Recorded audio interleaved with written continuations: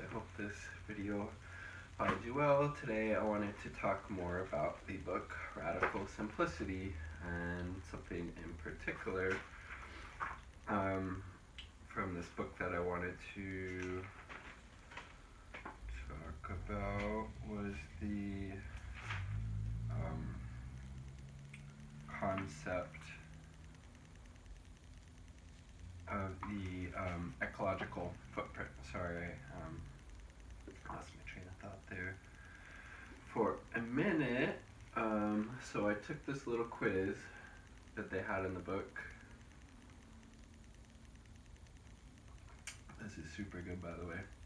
Third day in a row having some type of iteration of this. Head of celery, 3 large carrots, a beet, pinch, more like a thumb size-ish of ginger, and 2 apples. But I digress. Super good. So in order to figure out what my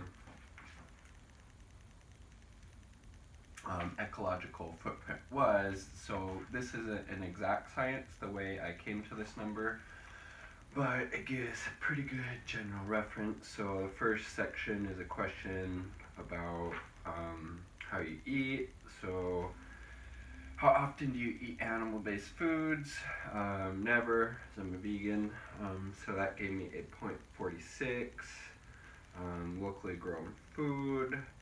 I think I answered that maybe half locally grown food. I'm close to it. How many people live in your household? 3.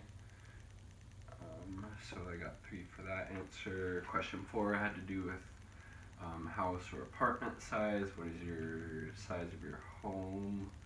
I think this is probably 1,000 by or 1,500. Maybe I'll have to check with partner when she returns from out of state. Transportation. On average, how far do you travel on public transportation each week? Usually 0, unless we're, say, going to Seattle or we're, say, visiting Portland and we use the transit there, or Bellingham, then we use it. Just everyday stuff, we don't use it too much. So, and then how far do you drive by car each week? For work, I kind of have to drive a lot, so probably 200 to 300 miles. How many miles per car does your car get? Ours is like 25 to 35. We got a number corresponding to that. How often do you drive a car with somebody else?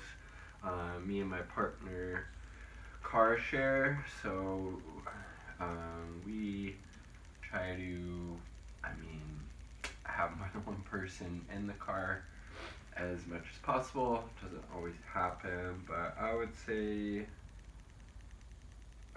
often, at least 50%. Air travel. Each year, the average American flies roughly 4.7 hours. I would say mine would be 10 hours a year. That's probably pretty accurate. How much waste do I generate compared to people in my neighborhood? Ouch. And those are the questions. So, food footprint, 0.46 acres because I eat a plant-based diet, so that's lower than somebody who would be consuming animal products. Shelter footprint, 0.9 acres, and that's something that could definitely get much lower in the future were we to, say, move to a smaller dwelling, or maybe create like a tiny home, something like that. Public transit footprint was pretty high, 3 acres. I kind of explained. Ow, Claire, does that really hurt? Oh, your claws are so sharp. Why that was. but something we can work on for sure. Car footprint was 1.2 acres, which could be better, obviously. Air travel, 1 acres. Mobility footprint. So my mobility footprint as it's public transit, your car, plus your air travel footprint was 4.3 acres total. Goods factor was 1 acre. We're not sure what that meant. That was from questions. Oh wait, question 12. Oh, that has to do with the waste, the goods factor. Shelter and mobility. That was add the shelter footprint plus mobility footprint. That's 5.2. So shelter plus different ways of getting around. 5.2 acres. Goods and services. 4.68. A grand total. 10.34 acres. So not horrible, but we have some areas we can improve on for sure. So the average U.S. ecological footprint is 24 acres minus 10. So my footprint measures 43% of an average U.S. footprint. So not horrible, but still about halfway where I need to be, because we each need to be using about 4.7 acres to not be drawing down the Earth's resources faster than it regenerates. And additionally, that 4.7 number, we need to take a percent or a chunk of that and allot that to the millions of other species that also inhabit our planet. So we ideally would like to live somewhere below that 4.7 number, so those other species are able to survive here and thrive as well. Yeah, so therefore, if everybody lived like me, you would need 2.2 planets. So, which is pretty interesting. And like I said, the average the average U.S. ecological footprint is 24 minus 10. So, what are some ways that I could reduce my ecological footprint even more? Driving less, using public transit more, smaller dwelling, or living with more people. Let's see, generating less waste, which is something I've been actively working on, especially this week. I'll do a video about that later. What else? Keep growing more food. Gonna obviously keep eating.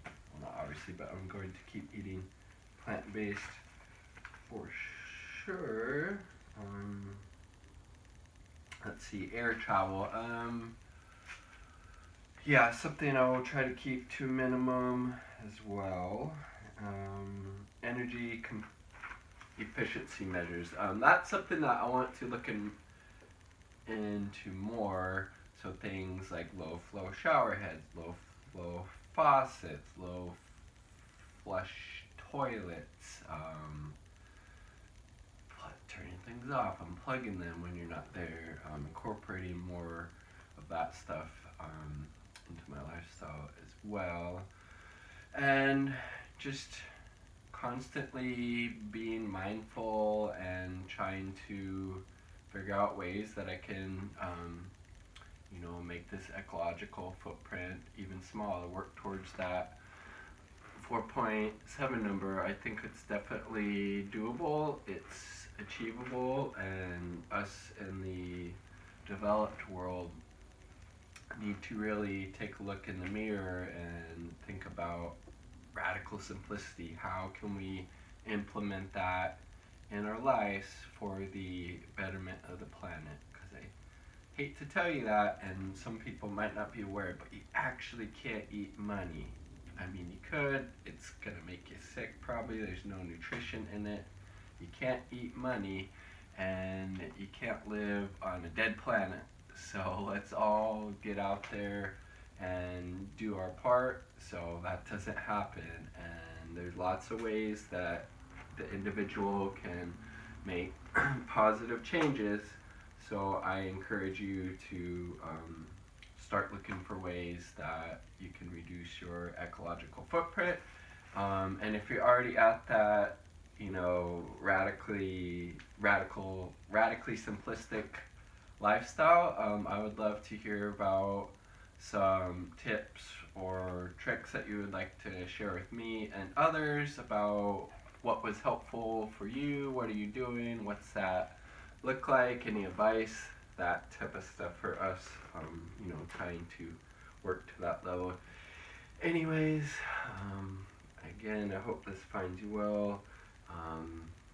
Be kind to each other, be kind to the planet, be kind to animals, and most importantly, because I don't think you can do those other things without first being kind to yourself.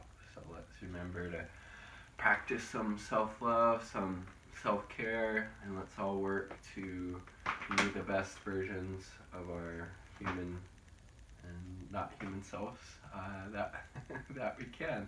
Much love. Peace. And check this book out if you have not. Radical Simplicity by Jim Merkel. Awesome.